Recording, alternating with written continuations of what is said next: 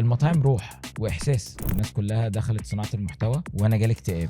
كنت بغسل اطباق وكوبايات في حوض وانا قاعد كده تحت رخامه وعايز الهنود يجوا يجربوا الفطير المشلتت. اغرب حاجه جربتها كانت بطاطس بالايس كريم. الامارات عاصمه العالم، الامارات اللي فيها احسن مطاعم العالم، كل واحد بيروح ياكل في مطعم هو له ذكرى فيه من غير ما يحس. ايه الوجبه المفضله ليونس؟ ملوخيه ورز فراخ محمر. احنا اللغه بتاعتنا كمصريين، احنا لغتنا معروفه ومختلفه. استرينا اشتغلت جيم ورايا، خد مني الموتوسيكل واداني الخروف وقال لي حجز 30 يوم. ضيفنا النهارده واحد بقى علامه في الاكل والمطاعم، مش بس كده كمان عنده عياده المطاعم. معانا يونس. ازيك يا يونس؟ عامل ايه؟ الحمد لله تمام. ايه حوار عياده المطاعم ده؟ والله هو ولا حوار ولا حاجه، هو الفكره ابتدت من بدري شويه في 2020 قبل كورونا. ولما دخلت كورونا انا كنت عكس الناس كلها دخلت صناعه المحتوى وانا جالي اكتئاب. ما حبيتش ووقفت. يعني انت كنت بادئ محتوى قبل ابتديت الصفحه تقريبا في 2019، في نهايه 2019، وكانت اسمها ريستورانت مانجمنت سوليوشن. اوكي. وكنت بقعد انزل شويه كوتس كده وحاجات والكلام ده. فجات الكورونا في 2020 عملت لي صدمه، لان كان عندنا بقى طموحات واحلام وداخلين بقى جامد. وكانت 2020 بدايه قويه في بيزنس المطاعم في دبي يعني بشكل عام. يعني كانت مبيعات شهر 1 و2 في مطاعم كتير كانت مختلفه. ظهرت كورونا او جت كورونا، جابت لي صدمه، جابت لي احباط. قعدت في البيت، يعني ما بين بقى الشغل البسيط الهادي وقعدة البيت. انا فاكر وقتها كنت بتفرج على مسلسلات كتير وبرنامج الدحيح. ايوه. جيت في 2023 في شهر سبتمبر، يعني انا دلوقتي تقريبا بقالي سنتين. 2023 شهر سبتمبر رجعت تاني، بس بطريقه منظمه وبقوه. يعني قعدت بعد كورونا فتره كده، كنت قاعد بقى بجرب كده وبعمل حاجات ملهاش اي علاقه ببعض كده في صناعه المحتوى. ولكن في 2023 بدات بانتظام، وبدات اشتغل على بانتظام. والفكره اصلا جت لان انا بقالي في دبي حاليا دلوقتي كده 20 سنة ما شاء الله. وخبرتي في مجال المطاعم فوق ال 30 سنة اصلا. okay. يعني انا بشتغل في المطاعم وانا عندي 10 سنين. ايه اول شغلانة اشتغلتها في المطاعم؟ اول شغلانة اشتغلتها كنت بغسل اطباق وكوبايات في حوض وانا قاعد كده تحت رخامة. اوكي. تمام. في مطعم في اسكندرية على البحر. وكل سنة انزل مصر لازم اروح اقعد في نفس المكان ده واستعيد الذكريات، لان المكان ده دلوقتي بقى ترابيزه. يعني تقعد في المطعم في ترابيزه وتاكل وتشرب. فرحت اقعد فيها واطلب اوردر ومحدش طبعا يعرفني، كل الدنيا اتغيرت وكل حاجه. واقعد استعيد نفس المكان اللي ابتديت بيه. فخدت الخبره دي، قلت مع شويه خبره بقى عمليه من ارض الواقع، مع كمان عملت ماجستير في الهوسبيتاليتي ريستورانت مانجمنت مع اكاديميه دبي للاعمال واكاديميه الامارات للضيافه. فقلت ليه ما اتكلمش عن المطاعم؟ انا بشوف ناس كتير قوي بتتكلم عن المطاعم بس انجليزي، ما فيش حد عربي بيتكلم عن المطاعم، ما فيش حد عربي بيتكلم في الحتة دي. ليه ما اطلعش واتكلم واجرب واشوف؟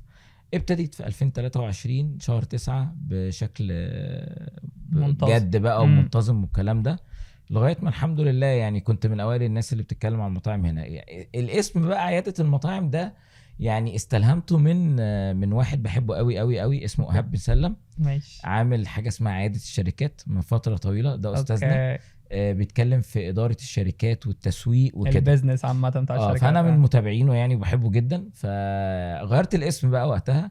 قلت انا هعملها عياده المطاعم بتخصصي انا بالحته اللي انا فيها. وجت من هنا وابتدت بقى عياده المطاعم. فاكر اول مطعم عملت له ريفيو كان ايه هو؟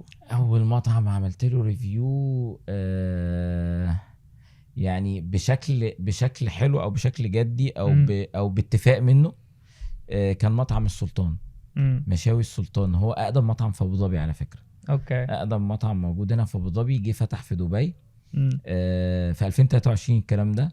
وكلمني وقال لي يونس احنا فتحنا في دبي وكده وعايزك. وانا في الوقت ده كنت بعمل ريفيوز لمطاعم بشكل غير جدي. يعني انا ما كنتش بروح، انا كنت اروح مثلا اكل اجرب الاكل كده الكلام ده واتكلم عنه. لكن ده كان اول واحد باتفاق منه وكلمني.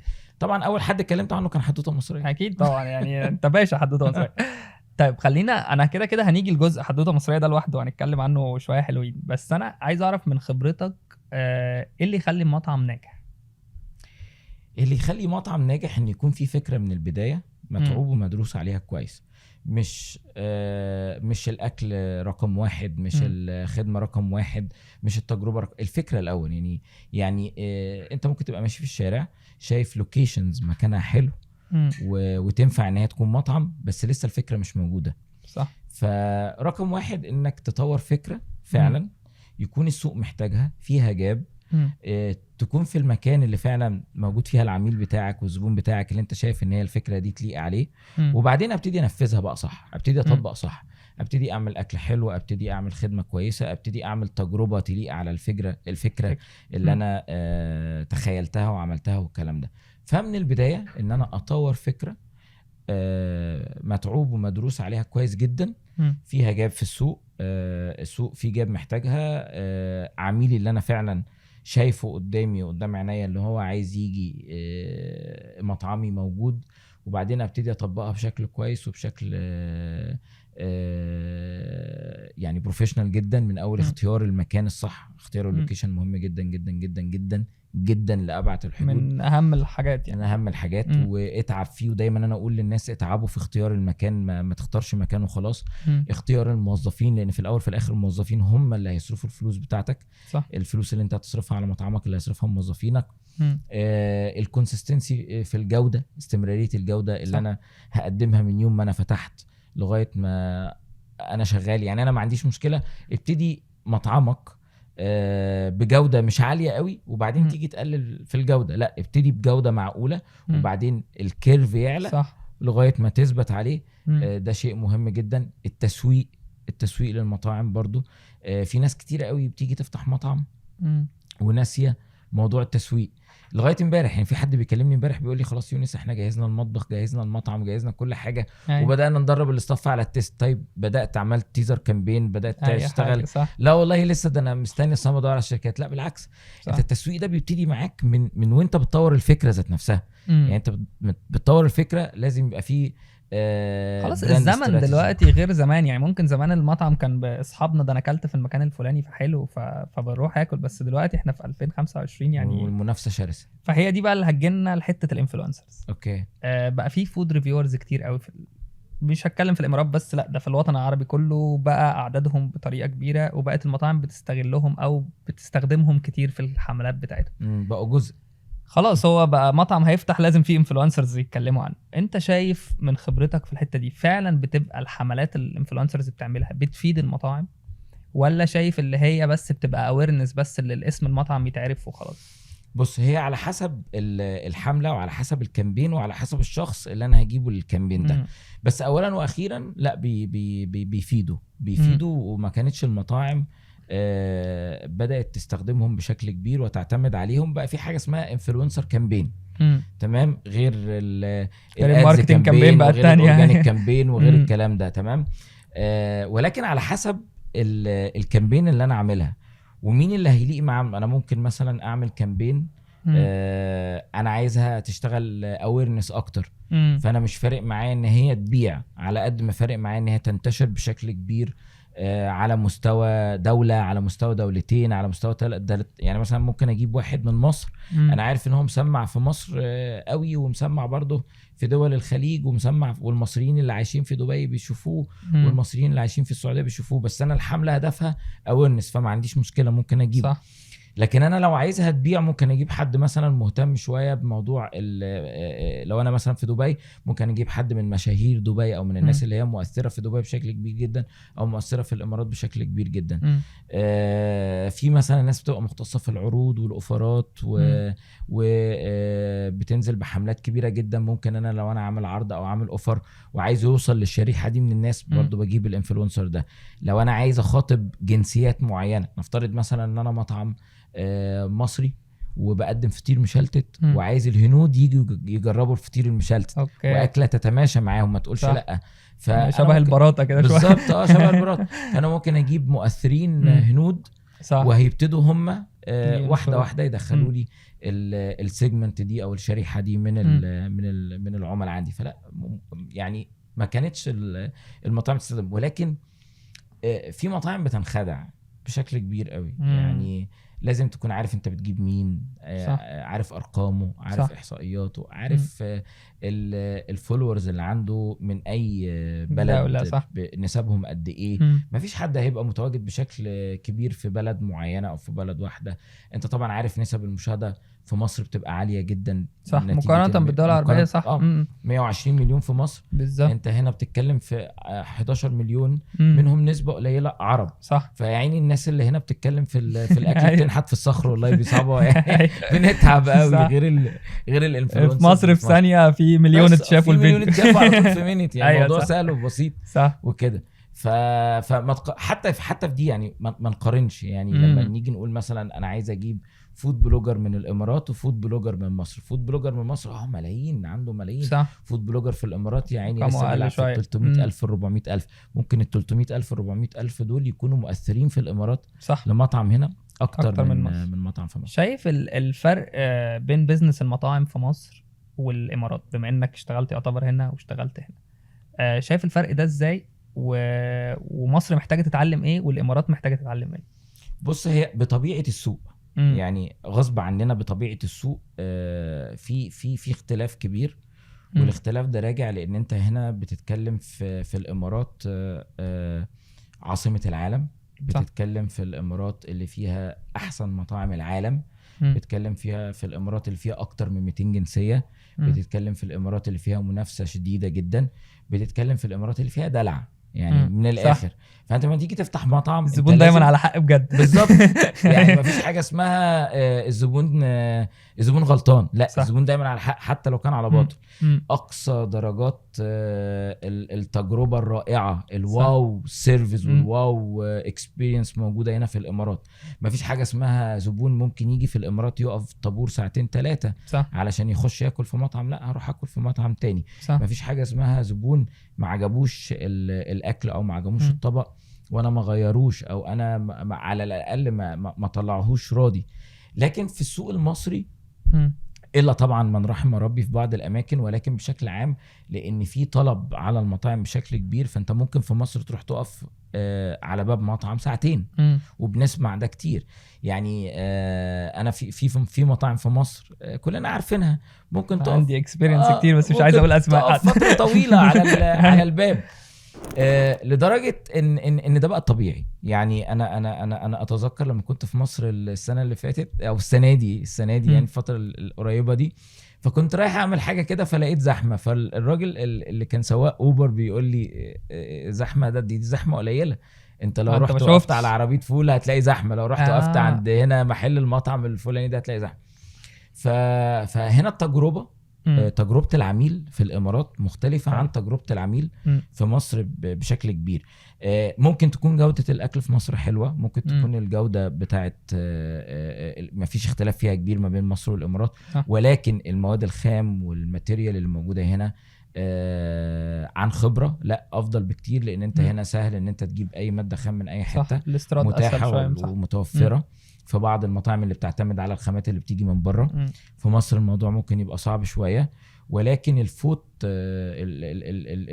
فلو في مصر عالي جدا، والترافيك او الزحمه على المطاعم بشكل كبير عاليه جدا. في مقوله في مصر كده بيقول لك يعني الناس عايشه عشان تاكل، احنا بناكل عشان نعيش، بس في مصر عايشين عشان ياكلوا. فده فعلا بتحس اللي في مصر اي مطعم جديد بيطلع او اي حاجه الناس بتهجم عليه الهجمه الكبيره لو عمل تسويق حلو. بالظبط. فهي بقى انا عايز هنا اسالك، المطاعم او المحلات اللي انت بقيت شايفها معتمده على الترند، هو ما يعني انا كل اكلاتي هتبقى ترند، شايف اللي ده اسلوب في التسويق كويس ولا ده بيبقى بيغطي على الجودة بتاعته مثلا؟ متفق معاه لو هو عامل فترة صلاحية للموضوع ده 3 سنين. يعني لو انا هفتح بيزنس لمدة 3 سنين قايم على حاجات ترندي تمام، وانا عامل الفيزابيليتي ستادي بتاعتي ان انا ارجع فلوسي واعمل الROI بتاع اللي اسمه في 3 سنين اوكي.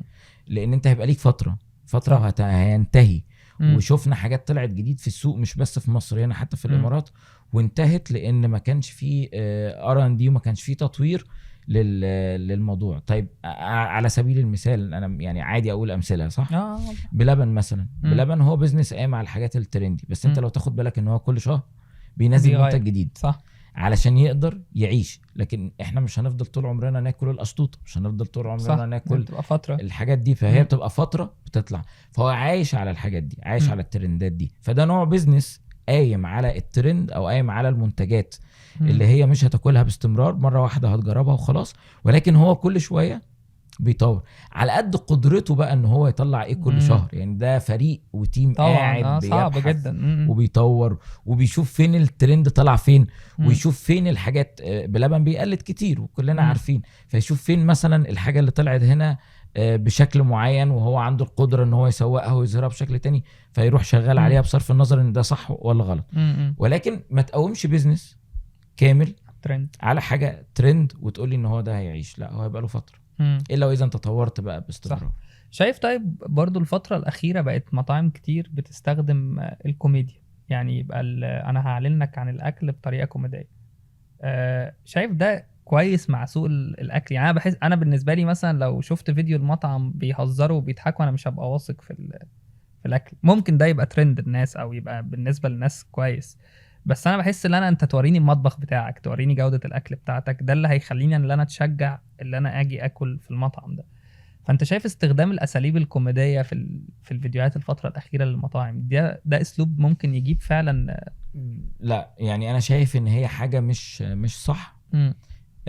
طبعا ممكن يكون نوع الكونسبت اللي هو بيعمل لايق عليه، بس هو برضو في الاول في الاخر هيخلي الكونسبت او المفهوم اللي فاتح ده له ايمج معينه. تمام.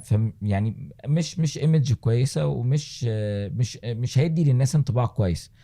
في الاول في الاخر انت طريقه عرض الكرييتيفز بتاعتك او الفيديوهات بتاعتك، سواء فيديوهات او ريلز او كاروسيل بوست او اي حاجه على السوشيال ميديا، هي الانطباع الاول اللي انت بتديه للعميل بتاعك في بدايه رحلته ليك. يعني دي اول نقطه، دي اول حاجه في رحله العميل بتاعتك. هو بيشوفك على السوشيال ميديا، صح، او بيشوفك في الاعلانات او الورد اوف ماوث من اي حد، صح. فتخيل انت بتدي انطباع معين لحد بالشكل ده. انت بقى عايز ترسم الانطباع ازاي؟ انت الايدنتي بتاع ممكن يكون مثلا الهويه بتاعتك ان انت عايز تبقى مطعم كوميدي ساخر، قايم على موظفين بيهزروا مع بعض، كل فيديوهاتك كلها EGC امبلوي جنريشن كونتنت مثلا وخلاص. فممكن يكون الكونسبت كده، ولكن هل ده ستاندر نمشي عليها في تسويق المطاعم؟ لا. بالعكس، انت لازم تحدد الاول انت من اي قطاع. وقطاعات المطاعم معروفة: فاين دايننج، كاجوال دايننج، فاست كاجوال، فاست فود، فود تراك، كويس الكلام ده. صح. وبعدين تدي لنفسك الكوزين اللي انت هتشتغل فيه، اي مطبخ انت هتشتغله، ولو هتعمل حاجة فيوجن ميكس مع بعض، وبعدين تحط الستايل بتاعك وتبني الشخصية بتاعتك. صح. بنيت الشخصية دي اللي انت عايز توصلها للزبون. انا من شخصيتي بقى، انا شخصيتي او شخصية المطعم دي اللي انت عايز توصلها للزبون، لازم توصلها بالطريقة الصح، اللي هو هيبني بقى عليها الانطباع ده، وهيبني عليها الاحساس الاولاني اول ما يشوف اعلاناتك اللي هتقول له يروح مطعمك، او اللي هتخليه يروح مطعمك ولا لا. اوكي. في اسئله كتير كانت الناس بتقولها على طول، اللي عايشه في دبي هنا على القريه العالميه، اللي هو تفتح 6 شهور مطاعم بتخش تعمل قلق في القريه العالميه، الناس بتبقى رايحه تاكل. تمام. وبعد 6 شهور بروح القريه العالميه اكل. انا نفس الحوار، احنا بنلف على المطاعم كده بالترتيب. الفكره هنا المطاعم دي بتقدر تكسب وتقدر تعمل الهايب ده في خلال اللي هو 6 شهور من السنه، وبعد كده المطاعم دي احنا ما بنلاقيهاش. طبعا مش كلهم، في يعني مثلا البيت البوسني مفتوح في كذا مكان، 12 كشك او 10 بالظبط، وبره موجود في دبي هيلز مول، وموجود في كذا مكان، شغال في القريه العالميه اكتر بالظبط. فهي دي الفكره. فهنا الناس اللي تنفست، انت شايف البيزنس 6 شهور بس في السنه او 7 شهور في السنه، ده كويس ليهم اللي هم يعملوا حاجه زي كده؟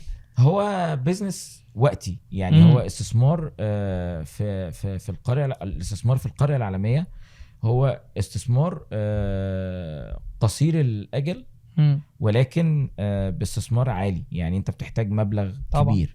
فهو لحظي بس النجاح فيه صعب جدا. يعني انت محتاج تكون درست الموضوع مرة واثنين وثلاثة، صح. وفيها يعني سيكريت ريسبي مهمة لازم تعرفها. وانا دايما اقول لاي حد يجي يقول لي انا عايز اخش استثمر في القرية العالمية بكشك مثلا كذا، اقول له ادرس الموضوع مرة واثنين وثلاثة، لان الاستثمار في القرية العالمية النجاح فيه مش سهل ولكن متاح بشكل كبير، بس الاستثمار فيه عالي. يعني انت اسعار الاكشاك في القرية العالمية مش رخيصة طبعا. مش رخيصة ان انت تستثمر جوه القرية العالمية. بس انت محتاج تدور على حاجة تبقى سيمبل. يعني كل ما انت دخلت جوه القرية العالمية واستثمرت في حاجة بسيطة جذابة للناس اللي ماشية جوه القرية العالمية، صح. لعبت فيها على حواس العميل كلها، عينيه ودنه ومناخيره، شم ريحتك وبقه وبدأ خلاص انا عايز اجرب، وشايف الحاجة وهي بتتعمل قدامك والوان الكشك بتناديك والمنتج شكله غريب وفيها فضول شوية اللي انت عايز تجربها، وفي نفس الوقت سيمبل وبسيطة ما تكلفكش كتير جدا، لان الفود كوست عندك صح. في القرية العالمية عالية وانت عايز تخلصها في 6 شهور. دي الخلطة دي لو قدرت تعملها انت هتنجح. لكن تروح تفتح حاجة عادية لا ما تستثمرش. لو انت على بالك ان انت تروح تعمل سندوتش برجر في القرية العالمية في كتير صح. لو على بالك ان انت تروح تبيع ايس كريم في كتير صح. لكن انت لو فكرت في حاجة فيها الخلطة اللي انا شرحتها لك دي كده بالظبط، وفي نفس الوقت بتتماشى مع كونسبت القرية العالمية اللي هي بتجمع العالم. يعني تعالى كده اديني اكلة مثلا من تركيا، اديني اكله من مصر، اديني اكله من لبنان صح. لسه غير موجوده في سوق دبي ومش هتكون متواجده الا جوه القريه العالميه صح. وبتتقدم بطريقه سهله وبسيطه وبتخليني اشوفها وبتخليني احسها واشمها وبتجذبني ليك. هي هتساعد القريه العالميه ان هي تجيب ناس جايه صح. علشان تاكل الاكله دي صح. تمام. في ناس ساعات بتروح القرية العالمية عشان تجرب حاجات طالعة ترند وتجرب حاجات مش موجودة إلا في القرية العالمية. فهي خلطة. استثمار جوه القرية العالمية محتاج خلطة كده تتعب شوية عشان توصل لها. شفت كان في السنة اللي فاتت في القرية العالمية، أنا فاكر اللي طلع ترند البطيخ والجبنة. الحتتين بطيخ وحتة جبنة. فاللي هو احنا بناكل الأكلة دي من 60 سنة فاتوا. من 60 سنة. وشفت قد ايه هي سهله. ايوه سهله بسيطه، بطيخ وجبنه يعني ما فيهاش. ايوه بس مع الوان حلوه تعمل قدامك في فضول، انت عايز تعرف ايه ده ايه المنتج ده فيها ايه جواها ايه. وهي جواها خلطه برضو، يعني شويه مكسرات مع زيت زيتون والكلام ده، بس انت عندك فضول ان انت تجربها. شويه تسويق في الاول جامدين يطلعوها ترند صح. فانت تبقى رايح القريه العالميه انت عايز تشوف كل واحد حتتين بطيخ وحته جبنه، حتتين بطيخ وحته جبنه، انت عايز تاكلها صح. يمكن وده اضعف الايمان وانا قلته قبل كده ان هو ممكن تكون عشان هي حاجه خفيفه صح. فانت لما بتقعد تاكل في القريه العالميه سندوتشات كده تبقى عايز تطري على قلبك تهدى شويه. ولكن صدقني هي مش عشان حاجه خفيفه، هي الوانها مع الترند اللي صح. بيطلع مع ان هي سهله، مع ان هي بس في الاول في الاخر حتتين بطيخ وحته جبنه تكلفتهم حاجه قليله جدا، مش حاجه كبيره. فلما تكون دايما التكلفه المباشره للمنتج بتاعك في القريه العالميه صغيره، كل ما هيبقى عندك فرصه كبيره انك تغطي تكاليفك الثابته بشكل صح. سريع فنجاحك يكون اسرع. تعالى واحد بقى عامل لي سندوتش ومكلف وفي ترافل وفي مشروم وفي مش عارف، فانت اوريدي الفود كوست بتاعك التكلفه المباشره عاليه صح. المارجن اللي باقي لك علشان تغطي التكاليف الثابته بشكل سريع قليل، فهتتعب عايز نفس بقى طويل. فهي خلطه تاني. عارف الحته دي اللي هو لو رحت قلت لمامتي مثلا انا اشتريت بطيخ وعليه جبنه ب 50 درهم لو انا كنت بال 50 درهم دول جبت لك، فاهم؟ هي نفس الفكره. فانا بحس ان القريه العالميه على طول الحاجات اللي فيها خد حاجه سهله بسيطه وهي دي اللي هتتاكل. لكن فعلا زي ما انت قلت البهرجه والموضوع يبقى كبير مش بس انت ليه شايف اللي ممكن مطعم ينجح جوه القريه العالميه بس لو فتح باقي السنه في محل بره ما ينجحش؟ سؤال مهم قوي جدا. لان المطاعم روح واحساس. صح. خلاص انا اتعودت ان انا باكل الكباب البوسني وانا ماشي في القريه العالميه، ده حقيقي. مش هروح اقعد عندك مستحيل. انا يونس بقالي السنين اللي فاتت دي كلها ما فيش موسم للقريه العالميه ما اكلتش الكباب البوسني. بس عمرك ما تاكله بره. بصرف النظر هو حلو ولا وحش، انا عارف صح. الناس هتقولي ده لا فيه، وفي ناس هتقول كده، بصرف النظر بس عمري ما اكلته بره.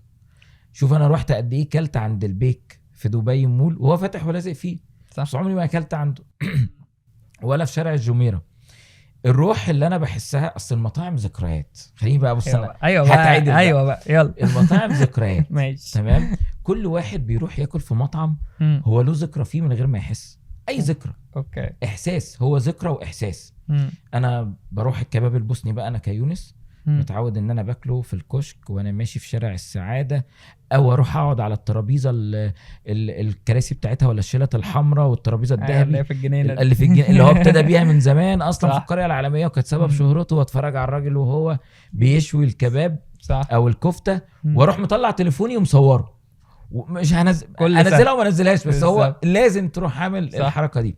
ليه؟ لان هو بتفكرني بذكرى السنه اللي قبلها والسنه اللي قبلها والسنه اللي قبلها.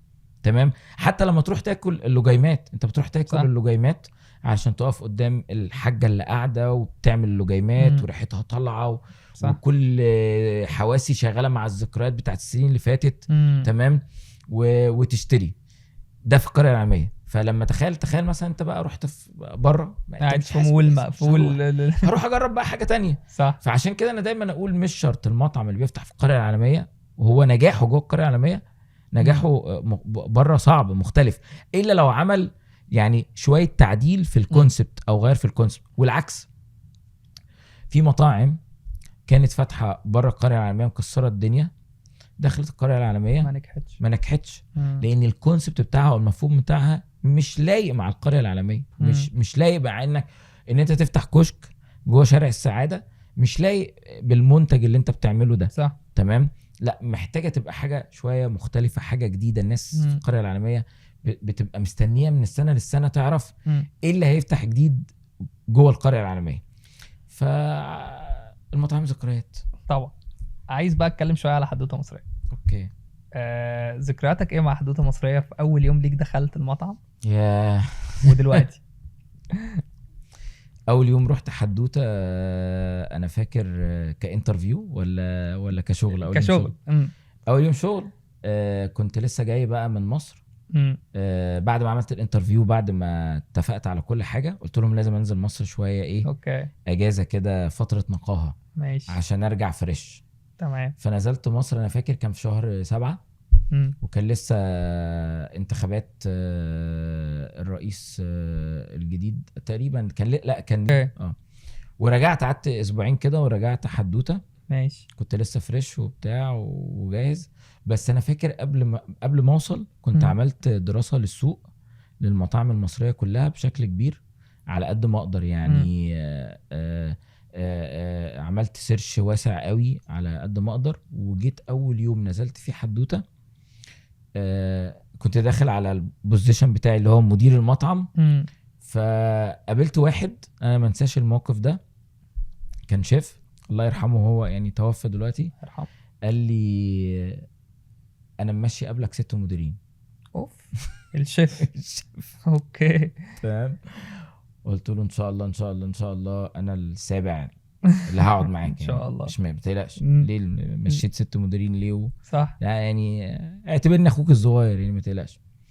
ففاكر من ضمن الحاجات اللي انا يعني عملتها اول ما دخلت في اليوم ده ان انا ما دخلتش دخلت، ودي دايما اقولها لاي مدير مطعم. اي مدير مطعم، ما دخلتش دخلت المدير بقى وبتاع. لا، انا دخلت لان انا خاصه ان انا رحت حدوته بعد افتتاحها ب6 شهور او ب7 شهور. صح. وكانت لسه الموضوع كانت صاله النون سموكينج اريا بس، ما كانش فيه السموكينج اريا، ما كانش فيه السنترال كيتشن، ما كانش فيه كل الكلام ده، وما كانش فيه لسه الاكتيفيتيز اللي بتتعمل دلوقتي وبوفيه، وكان لسه مطعم مجرد فاتح. وفاكر لما دخلت كان في ناس من الافتتاح وكان في ناس جت ومشت، فكنت متعمد ان انا اتصاحب على الناس اللي من الافتتاح. صح. وافتخر ان انا فاكر اول 2 محمد الليمبي وسعيد سامي لسه موجودين ولسه موجودين. محمد ده معايا. كان ستيور بيمسح أيوة. ترابيزات، صح. واول واحد قابلته هو وسعيد سامي. مم. تمام. محمد الليمبي دلوقتي هو مساعد المدير في صح حدوته. صح. وسعيد سامي هو مدير كايرو جورمي. اوكي ما شاء الله. تمام. فانا فاكر ان دول كانوا اول 2 انا قابلتهم، اتكلمت معاهم ايه المشاكل لانه كانوا الاثنين اللي قعدوا من الافتتاح، الباقيين كانوا مشيوا وفي مدرجات ومشيت صح. وحاجات كتير. فايه المشاكل اللي بتواجهوها، ايه البوت النك اللي موجوده عندنا في المطعم لما بيشتغل. قعدت مع الشيف واتكلمت معاه، بس ما اعتقدش ان احنا كنا اتفقنا برضو، كان فضل في همشي السام. يعني كان مصمم ان هو كده. وكان في الوقت ده اللي كان مساعدني ان كانت الاونر او الفاميلي بيزنس اللي فتحوا حدوته متعلمين ودارسين كويس جدا، فهم صح. كانوا متفاهمين ازاي ان هم يعملوا ديليجيشن لحد جاي يشتغل، وفي نفس الوقت يبقى في تارجت واتفاق احنا متفقين عليه عايزين نحققه عايزين نوصل له. صح. وكانت من نعم ربنا عليا في الوقت ده ان انا كنت قبل رمضان بحوالي 20 يوم دخلت حدوته مصريه. انت داخل على في 2012. هي حدوته اتفتحت 11/11/2011. انا تقريبا تاريخ مميز. انا كنت في 6/2012 وكان داخل رمضان. فهو انا فاكر انا جاي حدوته في الطياره وعمال اقول انا هعمل ايه في رمضان. انا كنت ماسك ورقه وقلم، انا لن انسى هذا اليوم. حتى كان كابتن الطياره صاحبي ويعرفني وطلع سلم عليا وجاب لي شوكولاتات وحاجات والكلام ده وكده، كابتن وائل يعني. فما انساش اليوم ده ابدا. فانا رسمت رسمه للبوفيه وقلت هعمل بوفيه مفتوح وهعمل كذا وهعمل كذا وهعمل كذا وهعمل كذا. وانا كنت جاي من خلفيه كنت بشتغل في شركات كاترينج، فكنت بعمل بوفيهات في الصحراء وعلى المراكب واليخوت، وكان ناقصني السما بس. فدخلت اتفقنا قلنا نعمل بوفيه مفتوح، وعملت سامبل للبوفيه بنفسي في الباركينج تحت. أوكي. في البيزمنت ماشي. بمساعدة سعيد سامي ده يعني كان هو اللي شغال معايا، وبنجيب عرق من كل ناحية لأن في البيزمنت، وكان لازم نعمل سامبل عشان نشوف شكله هيوصل ازاي. احنا في حدوته من دي 1 بنهتم بالتفاصيل الصغيره جدا جدا جدا جدا. لسه السؤال الجاي اقول لك ايه اللي يميز حدوته عن اي مكان تاني. يعني دي من ضمنها. فعملت السامبل واشتغلنا وقلنا تمام واتفقنا. طب عايزين نسوق له بقى. كان وقتها لسه الفيسبوك بس، يعني تقريبا ما كانش فيه لسه انستجرام، يعني كان فيسبوك. وكنا احنا برضو من يعني عاملين شغل حلو على الفيسبوك، بننزل بقى صور باستمرار ونتكلم والكلام ده. دخلنا تشانل جديده كانت الراديو. ماشي. وقلنا هنعمل اعلان في الراديو للبوفيه. كان لسه المطعم جديد يعني. وقد كان عملنا الاعلان وقلنا بسم الله الرحمن الرحيم. وانا كان عندي 100 كرسي بالظبط في الصاله دي او 105 كرسي. والصاله التانية اللي هي السموكينج اريا كانت اوريدي المكان متاخد بس مش متوضب، يعني احنا بنفكر نعمله سموكينج اريا وعايزين نشوف ازاي وكده. اول يوم في رمضان الصاله فل ما شاء الله، مفيش كرسي فاضي. بعديها ب4 ايام فتحنا الصاله اللي بعدها. ومن هنا جت الانطلاقه. ومن هنا اتولد بوفيه حدوته مصريه في رمضان. كمل لحد رمضان اللي فات وعدينا شهر رمضان ده يعني كانت هي بقى البدايه. كان هو بدايه النجاح في حدوته. وكان ما انا بقول لك دي كانت نعمه وفضل كبير عليا ان انا كنت داخل في وقت زي ده وانت مش عارف انت ممكن تعمل حاجه او لا او بس. كان معانا تيم رائع وكان معانا فريق وما زالوا لغايه دلوقتي. كل اللي فتحوا حدوته مصريه من البدايه ما زالوا لغايه دلوقتي موجودين. وكان معانا زي ما بقول لك فاميلي بيزنس كانوا شطار جدا فاهمين. ما دي برضو من المميزات اللي انت مش معايا فلوس فهروح افتح. لا يعني بيعرفوا ياكلوا بيعرفوا يدوقوا. كانوا يساعدونا جدا ما يجي نعمل تست على الاكل او في اي حاجه. ما كانوش من نوع الناس اللي هي لا هنصرف لا هنعمل. لا هم كمان كانوا اوريدي مرتاحين فمعاهم فلوس، فمش الموضوع مش ضيق بالنسبه لهم، لا صح. على طول صح. هنجيب ترابيزات رخام للبوفيه على طول، هنصنع انا فاكر هنصنع طاولات ونحط عليها كوريان وهنعمل لها فتحه من النص، مفيش مشكله زي الفنادق، ونجيب دشات شكلها حلو. صح. حتى لما جينا طورنا البوفيه بعد كده، يعني احنا عندنا ال7 ديشز بتاعت البوفيه احنا عاملينها في الصين مخصوص لينا، متصنعه للصين عندك تمام بشكل معين مش موجوده في دبي خالص الا في حدوته مصريه، يعني كستمايز لينا احنا. فمن البدايه احنا بنحاول ان احنا نوصل لاحسن حاجه. ففي عوامل مساعدك لكده، فالحمد لله. ايه اللي بيميز الاكل المصري في حدوته عن اي مطعم مصري تاني في الامارات؟ بيتي. طبخ الماما، بص ما فكرتش ثانيه ان هو اكل بيتي، سبحان الله. يعني اكل حدوته قريب من الاكل البيتي قوي. يعني انت تاكل الكشري عندي في حدوته ملوش علاقه بالكشري بتاع المطاعم. اوكي. انا كيونس ازعل على فكره، خلي بالك. يعني انا في حدوته لو انا قاعد في مكتبي ممكن اتصل، يعني انا صريح اهو، اتصل بابو طارق اجيب من عنده كشري. اوكي. عندي كشري تحت، بس الكشري تحت بتاع البيت. فانت حابب بتاع المطاعم بتاع الله يرحمه. ايوه بالظبط. ففي ناس بتحب كده. يعني انا لما بيبقى ليا مزاج اكل كشري فعلا بيتي، انا عيالي بيحبوا كده، بيحبوا كشري حدوته قوي. يعني هات لعمر ابني الكشري من حدوته وكشري من مكان تاني، لا هو يحب كشري حدوته. كشري حدوته بيطبخ بيتي وفي فرق كبير. انت يعني الكشري البيتي الرز بيطبخ مع العدس تمام، ولكن الكشري بتاع المطاعم الرز مسلوق مش مطبوخ. مسلوق، وفي فرق بين مطبوخ ومسلوق تمام. والعدس لوحده، والعدس بيبقى شويه صغيرين كده. أيوة تمام. بيحط لك تنتوفه كده عارف يقول لك لا عدس. لا احنا في حدوته اكل بيتي بحت، بتاكل ربع فرخه محمر مع شويه ملوخيه زي ما ماما عاملاهم. وعلى فكره لان هرجع تاني اقول لك، لان فاميلي بيزنس بيعرفوا ياكلوا ومامتهم يعني هم عيلتين، فالام هنا والام هنا طباخين مهره جدا. فكانوا بيعرفوا. ده عمل صعوبه عليك اكيد في اداره المكان صح؟ لا والله، لان انا بالعكس مش صعوبه، انا كنت مرتاح من حته ان التست يطلع كويس. يعني انا كنت مرتاح، انا كانت وظيفتي بقى ان انا اثبته مع الشيف، والشيف يثبت يثبت الشخص السابع بالظبط. وظيفتي ان انا اخلي الزبون اللي طالع مبسوط صح. يعني انا اوصله لمرحله. خلي بالك برضو في ناس الناس اذواق، مش شرط هيعجبوا الكشري البيتي صح. في ناس كتيره بتيجي تقول لي الكشري هناك في هنا احلى. ودي شطاره من حدوته مصريه اللي يعرف يطلعها بالمنظر البيتي ده. مش بس كده، ان احنا عارفين ان دي هويتنا، ما نلعبش فيها. في مطاعم تلعب، في مطاعم لما يجي له كومنت من عميل يغير. لكن لا، انا عندي خلاص دي ستاندر حدوته. ففي شكوى ممكن تيجي من عميل يقول لك مثلا الطبق ده مش حلو. طيب تعالى هنحل المشكله معاه اول حاجه اكيد، ونطلعه راضي، ونطلعه زبون لويال جدا لينا. دي ستاندر بتاعت حدوته، ما يمشيش زعلان.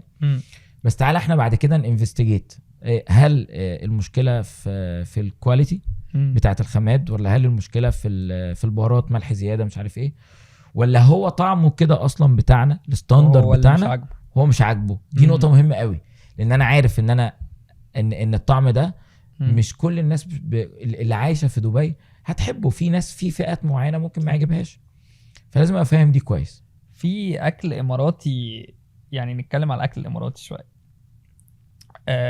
مقارنه بالاكل المصري، بتحس ان هم قريبين من بعض ولا بتحس ان هو بعيد عن بعض؟ وفي اكلات اماراتيه ضفتها في المنيو عندك قبل كده وجربت؟ عملنا اكلات اماراتيه في العيد الوطني. برياني يعني. أوكي. عملنا برياني بس ميكس، كنا عاملين حاجه فيوجن. عملنا برياني بالموزه المصري، مصري مع برياني. وعملنا اللوجيمات بس بالطعم المصري. خلي بالك اللوجيمات هي اكله موجوده في كل الدول العربيه. اوكي. في مصر اسمها لقمه القاضي.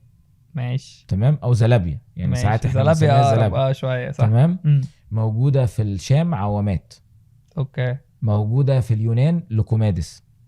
ماشي. تمام. موجوده في الامارات والخليج لوجيمات. هل هي نفس العجينه؟ لا، في اختلاف. يعني في مصر احنا ما نحطش بيض في العجينه. تمام. في الامارات او في الخليج بيحطوا فيها بيض فتطلع اكبر شويه. أوكي. ومنفوش. فاحنا عملنا ميكس. هم في الامارات بيحطوا عليها دبس التمر وسمسم، والعجينه بتاعتها فيها بيض. احنا العجينه بتاعتنا ما فيهاش بيض بس بنحطها في عسل وسكر. فانا رحت اعملها بنفس عجينتنا وحطيت عليها دبس تمر وسمسم وقدمتها في اليوم الوطني مع البرياني بالموزه المبيعات كانت ايه طيب؟ المبيعات كانت كويسه بس احنا بنعملها لمده يوم اللي هو في الاحتفال بس. في الاحتفال اللي هو يوم العيد الوطني 2 يوم 2 ويوم 3 لو في اجازه. ولكن في كامبين جاي قريب ان شاء الله يعني، إن شاء الله. في حدوته بس دي هتبقى كبيره شويه مش متخيله، ميكس ما بين الاكل المصري والاكل الاماراتي يعني. حلو قوي. ايه الوجبه المفضله ليونس؟ بكل صراحه ملوخيه ورز فراخ محمره. مصر او كباب حله. اوكي، الاثنين دول. طيب ايه الحلم اللي نفسك تحققه هنا في الامارات؟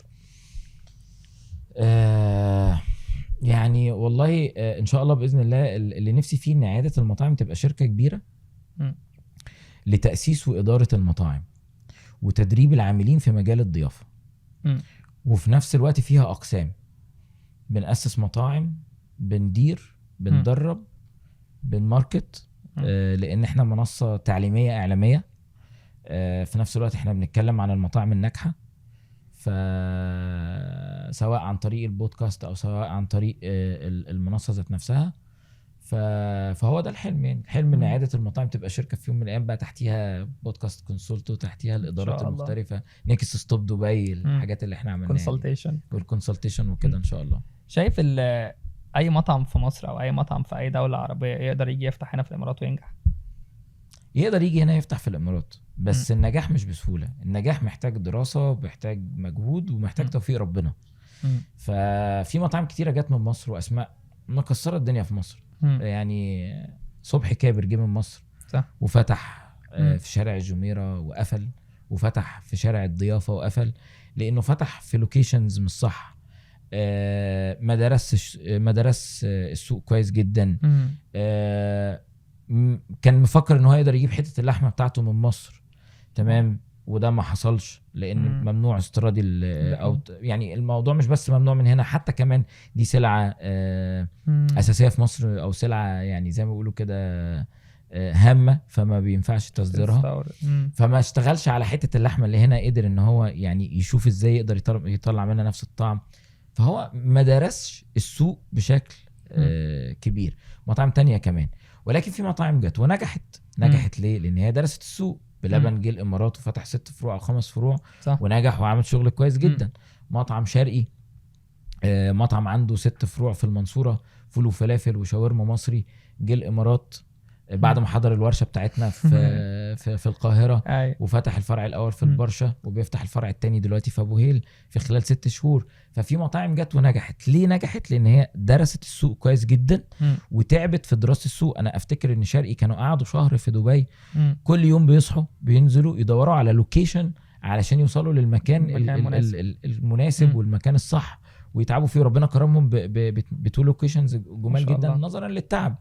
بلبن لو تدرس الاماكن ان هو فتح فيها في الامارات، فاكر برشا دبي سيليكون صح، سيليكون برشا وابو هيل في دبي صح، وشارع في الكورنيش في البحيره على الكورنيش اختيارات سيلكتد ده تقول ان هو بقاله سنين عايش في دبي صح. حتى في ابو ظبي فتح في شارع الدفاع مش في اي شارع يعني، هو برضو راح فتح جنب الوحوش. فهو الاختيار اللوكيشن، الدراسه للسوق، بلبن فهم طبيعه السوق اللي فيه اكتر من 200 جنسيه. فماركت للهنود للفلابنه. انت دلوقتي تروح تقف قدام بلبن تلاقي فيه فلبيني واقف بياكل اشطوطه، تلاقي فيه هندي واقف بياكل أشطوطة. فهو درس السوق كويس. فسهل ان انت تيجي من مصر تنجح لو انت درست السوق كويس جدا وتعبت في الموضوع ده بعد توفيق ربنا. ده طبعا رقم 1 يعني. لو فتحت مطعم باسمك هتسميه ايه؟ يونس. هيبقى الاكل ايه؟ هيبقى الاكل ايه؟ لا هفتح اكتر من كوزين. اكتر من حاجه يعني. مثلا ممكن تقول مثلا يعني فطاير يونس. اوكي. عصير يونس. ماشي. اغرب اكله جربتها؟ اغرب حاجه جربتها وكان في كامبين للاسف وكنت لازم اعمله كانت بطاطس بالايس كريم، فرايز بالايس كريم. اوكي. كانت حاجه غريبه يعني. اكتر تعليق جالك كان سخيف واكتر تعليق جالك كان حلو؟ اكتر تعليق سخيف لما بتخش ناس تقل ادبها بصراحه. يعني انا عادي ممكن حد ينتقدني، بالعكس انا بحب جدا الكومنتس اللي فيها كلام كتير لحاجتين. اولا عشان افتح باب النقاش للناس صح. تتكلم، وخاصه لما ببقى بتكلم من وجهه نظري على مطعم معين. ثانيا عشان الريتش حلو، يعني ما بشيلهاش. لكن واحد يشتم ويغلط بتضايق اكيد، وكنت في الاول بتضايق قوي وبخش اكتب له على الخاص، اقول له اخد سكرين شوت في الاول خالص، يعني اخد سكرين شوت واقول له انا هبلغ مباحث الالكترونيه والكلام ده، واحنا هنا في دبي وفي دوله قانون فمش هسيبك والكلام ده. دلوقتي لا بتضايق، بس ما عادي بقى بالنسبه لي. يعني حتى مثلا في البودكاست لما بيكون معايا ضيف لسه بقى ما يعرفش المواضيع دي، فمثلا اخد مقطع وانشره وينتشر وبتاع، فيبقى فيه كومنتس لو في جدال. يعني انا فاكر في حلقه واحد كان بيقول لي كنا بنتكلم عن التوظيف في مجال المطاعم، وبيقول لي ما ينفعش توظف واحد اوفر كواليفايد من كذا وكذا، وراجل عنده خبره كبيره شغال في شركات مالتي ناشونال، يعني شغال مع البيك ومطاعم توتو تات الكريستيانو والكلام ده. فالراجل بيتكلم من منظور عملي وعلمي بحت، وشغال تحت ايده اكتر من 8000 موظف وخبره. فدخلت الناس بقى كلها ازاي ما تشغلش اوفر كواليفايد، ازاي ده ممكن يعمل لك كده، قامت خناقه. ففي بقى خناقه وفي ناس بتشتم. فالمهم كل شويه يروح باعت لي ايه مش عاجبه مش عاجبه، يقول لي يونس يعني احنا اتشتمنا كتير قوي، فانا ارد عليه اقول له عادي، ده بالعكس سيبهم، ده حلو، خليهم يعني جمال لطاف جدا. عمر عديلي صاحب كنافه طبعا. تمام. الراجل في البودكاست قال يا اخي انا بنفس اللفظ كده، يا اخي انا بحب المصاروة قوي. ما بيغيروش كلامهم او لغتهم.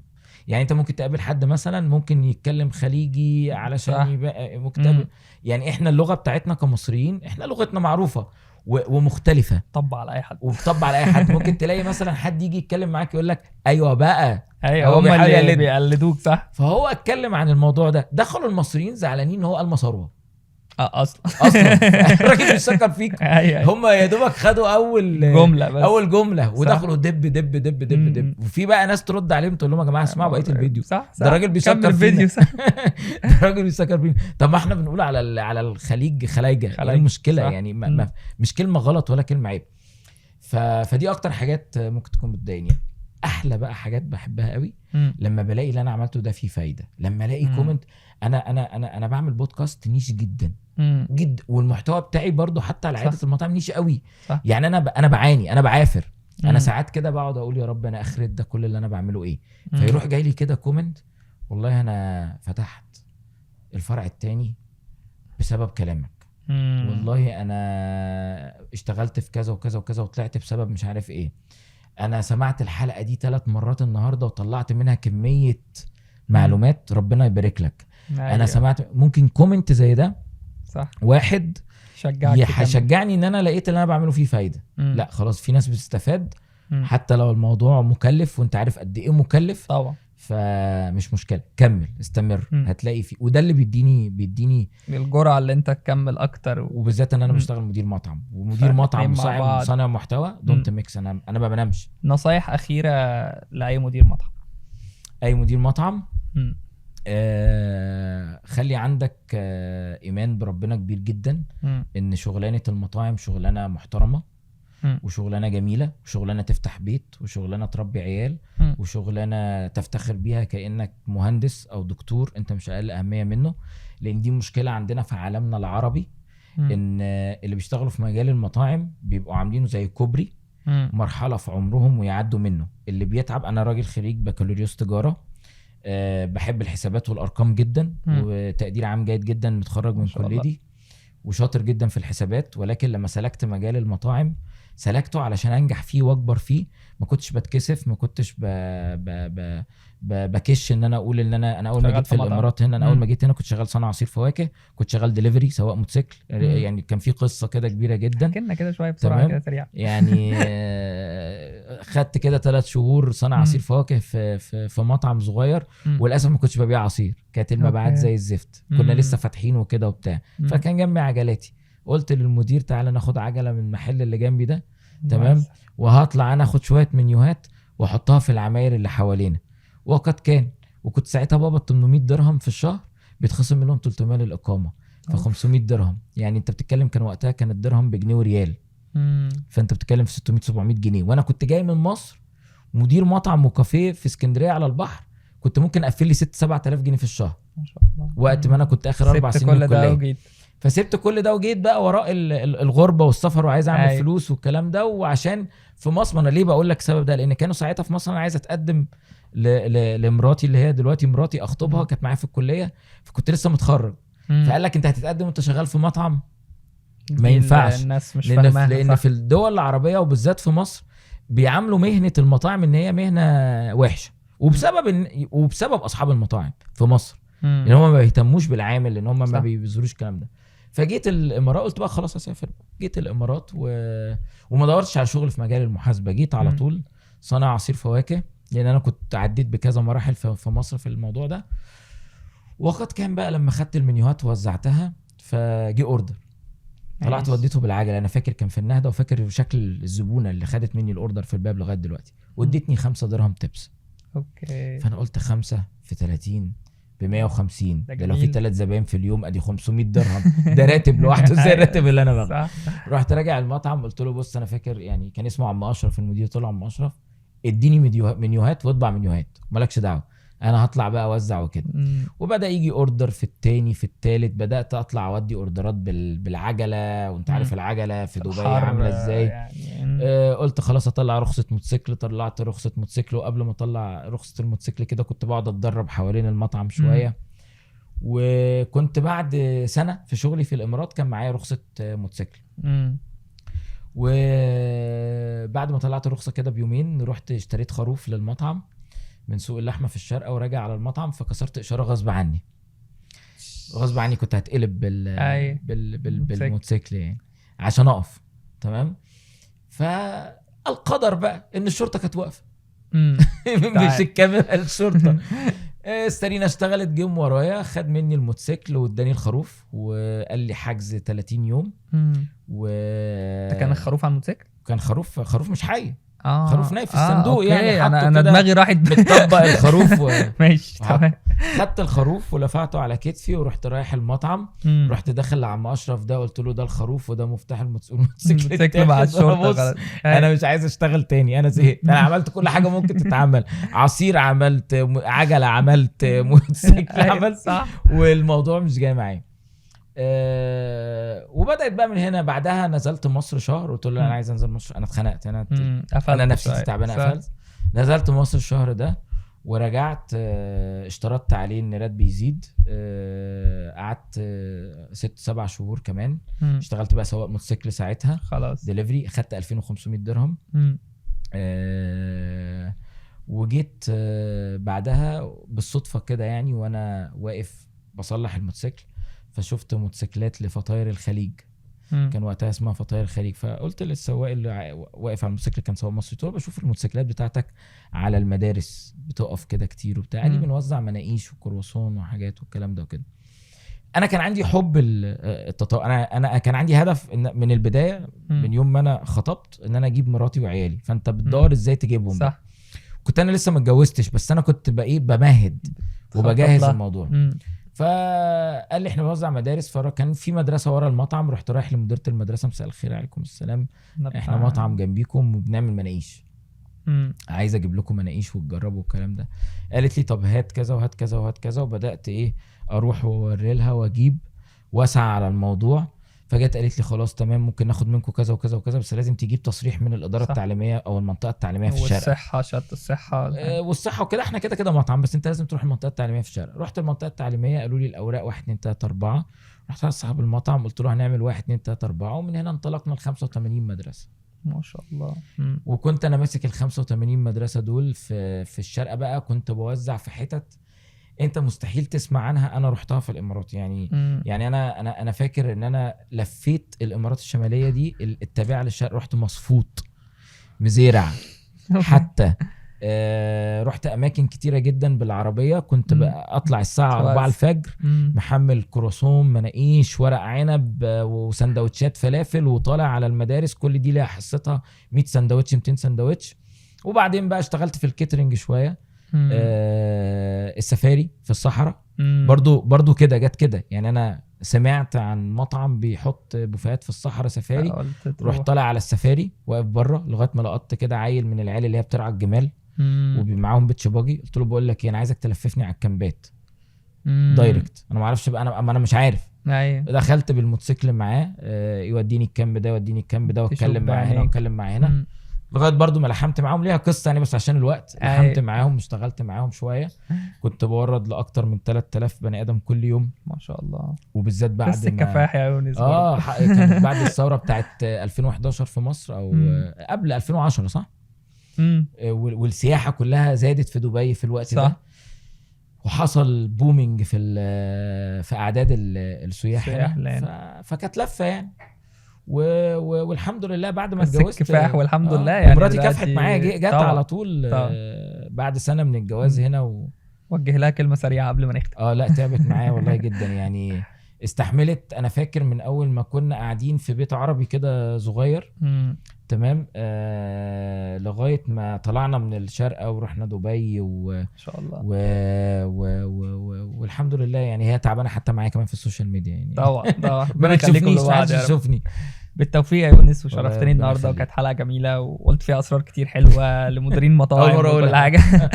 نورتني واتمنى تكون الحلقه كانت خفيفه عليك. لا كانت خفيفه وكانت جميله والله. تسلم. تنسوش تتابعونا، فولو لايك سبسكرايب كل حاجه يا شباب في استوديو النجوم. باي باي.